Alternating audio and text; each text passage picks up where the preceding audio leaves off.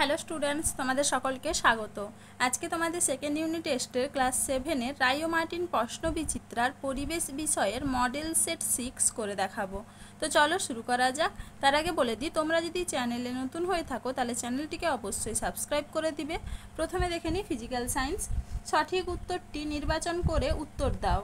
সমতল দর্পণে আলোকরশ্মি লম্বভাবে আপতিত হলে প্রতিফলন কোণ হবে? Option D 0 degree. পরের প্রশ্ন কি আছে? কোনটি চৌম্বক পদার্থ নয়? উত্তর হবে কি? Option D rubber. পরের প্রশ্ন কি আছে? ইলেকট্রিক হিটারের কুণ্ডলী তৈরি হয়? অপশন এ নাইক্রোম তার দিয়ে। পরের প্রশ্ন কি আছে? সূচি ছিদ্র ক্যামেরার ছিদ্র বড় হলে প্রতিকৃতি উত্তর হবে কি? অপশন ডি অস্পষ্ট হবে। পরের প্রশ্ন কি আছে? পরিবেশ বান্ধব শক্তি নয়? অপশন সি তাপ শক্তি। কি হবে? তাপ শক্তি। চলো এবার দুইটাকে দেখে নিই। নিম্নলিখিত প্রশ্নগুলির উত্তর দাও। রংধনুর শেষ বর্ণটি কি? উত্তর হবে কি? লাল। পরের প্রশ্ন কি আছে? কোন প্রতিফলনে বস্তুর প্রতিবিম্ব গঠিত হয়? উত্তর হবে কি? নিয়মিত প্রতিফলনে। পরের প্রশ্ন কি আছে? ছায়ার সৃষ্টি আলোর কোন ধর্মকে প্রকাশ করে? উত্তর হবে কি? সরল রেখায় চলার ধর্মকে। পরের প্রশ্ন কি আছে? একটি তরল জীবাশ্ম জ্বালানির নাম লেখো। উত্তর হবে পেট্রোলিয়াম। পরের প্রশ্ন কি আছে? দুটি চৌম্বক পদার্থের নাম লেখো। উত্তর হবে কি? লোহা ও নিকেল। চলো এবার পরের প্রশ্ন দেখে নিই। বৈদ্যুতিক বাল্বের যে তারটি জ্বলে তার নাম কি? উত্তর হবে কি? ফিলামেন্ট।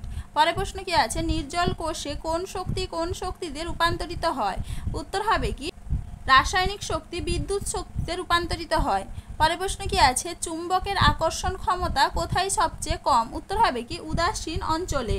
পরের প্রশ্ন কি আছে? জৈব গ্যাসের মূল উপাদান কি? উত্তর হবে কি? মিথেন। পরের প্রশ্ন কি আছে? এলইডি এর সম্পূর্ণ নাম কি? উত্তর হবে লাইট ইমিটিং ডায়োড। চলো এবার তিনটাকে দেখে নিই। নিম্নলিখিত প্রশ্নগুলির উত্তর দাও। লঘু মাধ্যম থেকে ঘনতর মাধ্যমে আলোর প্রতিসরণ চিত্র সহ দেখাও। চিত্রে আপতিত রশ্মি, প্রতিসৃত রশ্মি, আপতন কোণ ও প্রতিসরণ কোণ চিহ্নিত করো। দেখে নাও উত্তরটা তোমরা এইখান থেকে এইটুকু লিখবে, দেখে নাও। চলো এবার পরের প্রশ্ন কি আছে? একটি রশ্মি সমতল দর্পণে তার তলের সঙ্গে 60 ডিগ্রি কোণ করে আপতিত হলে আপতন কোণ ও প্রতিফলন কোণ কত? দেখে নাও উত্তরটা তোমরা।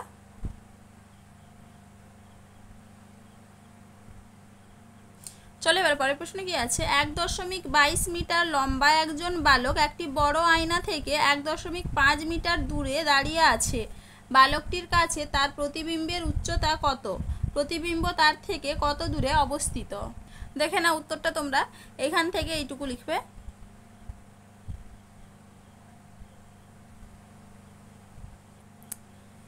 পরের প্রশ্ন কি আছে? একটি চুম্বকের জ্যামিতিক দৈর্ঘ্য 7 সেমি। চুম্বকটির চৌম্বক দৈর্ঘ্য কত? দেখে না উত্তরটা।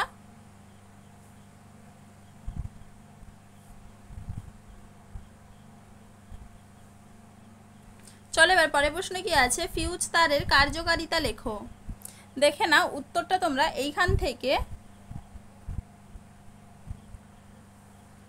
এইটুকু লিখবে, দেখে নাও। চলো এবার পরের প্রশ্ন কি আছে? একটি চুম্বকের চিত্র অঙ্কন করে চৌম্বক দৈর্ঘ্য ও উদাসীন অঞ্চল চিহ্নিত করো। এটা তোমাদের টেক্সট বই থেকে একটু দেখে নিবে। পরের প্রশ্ন কি আছে? জৈব শক্তি কিভাবে মানব জীবনে কাজে লাগানো যায়?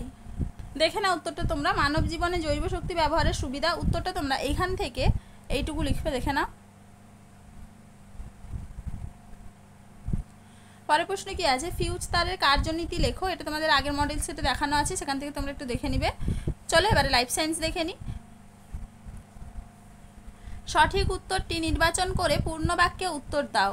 দুটি পর্বের মাঝের অংশকে বলে? অপশন সি পর্ব মধ্য। পরের প্রশ্ন কি আছে? ফুলের যে অংশ ফলে পরিণত হয় তা হলো? অপশন সি ডিম্বাশয়। পরের প্রশ্ন কি আছে? একটি যৌগিক ফল হলো? অপশন সি এঁচোড়। পরের প্রশ্ন কি আছে? শ্বাসমূল সৃষ্টিকারী একটি উদ্ভিদ হলো? অপশন সি সুন্দরী। চলো এবার দুইটাকে দেখে নিই। নিচের প্রশ্নগুলির পূর্ণ বাক্যে উত্তর দাও। পরাগ মিলনের পর ফুলের কোন অংশটি ফলে এবং কোন অংশটি বীজে পরিণত হয়? ডিম্বাশয় অংশটি ফলে এবং ডিম্বক অংশটি বীজে পরিণত হয়। পরের প্রশ্নে কি আছে? একবীজপত্রী বীজ কাকে বলে? দেখে না একবীজপত্রী বীজ, যে সমস্ত বীজে একটি মাত্র বীজপত্র থাকে তাকে একবীজপত্রী বীজ বলে, যেমন ধান, গম, ভুট্টা প্রভৃতি। চলো এবার পরের প্রশ্ন কি আছে, পাতার প্রসারিত ও চ্যাপ্টা অংশকে কি বলে? উত্তর হবে কি পাতার ফলক। পরের প্রশ্ন কি আছে, অভিশ্রবণের একটি শর্ত লেখো। উত্তর হবে কি অর্ধভেদ্য পর্দার উপস্থিতি। চলো এবার 3 দাগে দেখে নি, নিজের প্রশ্নগুলির যথাযথ উত্তর দাও। সাপ কেন প্রায়ই জিভ বের করে? দেখে না উত্তরটা তোমরা এখান থেকে এইটুকু লিখবে। সাপের মুখের মধ্যে ওপরের তালুতে জেকবসন্স অর্গ্যান থাকে। সাপ মুখের বাইরে জিভ বার করলে বাতাসে ভেসে থাকা বিভিন্ন উদ্বায়ী যৌগের অণুগুলি আটকে যায়।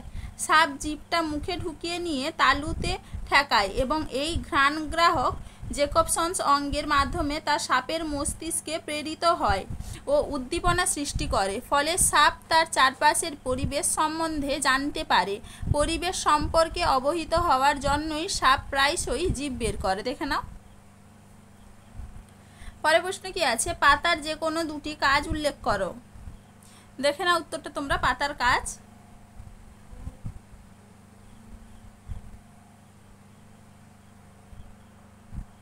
চলো এবার পরের প্রশ্ন কি আছে, মৃদভেদী অঙ্কুরোদ্গম কাকে বলে? উদাহরণ দাও। দেখে নাও উত্তরটা তোমরা এখান থেকে এইটুকু লিখবে। পরের প্রশ্ন কি আছে, কাণ্ডের দুটি কাজ লেখো।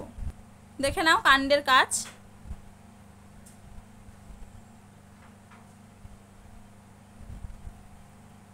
পরের প্রশ্ন কি আছে, একটি কাতলা মাছকে সমুদ্রের জলে ছেড়ে দিলে কি হবে? দেখে নাও উত্তরটা তোমরা, সমুদ্রের জলে লবণের ঘনত্ব কাতলা মাছের দেহ তরলে লবণের ঘনত্বের তুলনায় বেশি হওয়ায় বহি অভিস্রবণ প্রক্রিয়ায় কাতলা মাছের দেহ থেকে জল বেরিয়ে যাবে, ফলে মাছটি শুকিয়ে মারা যাবে।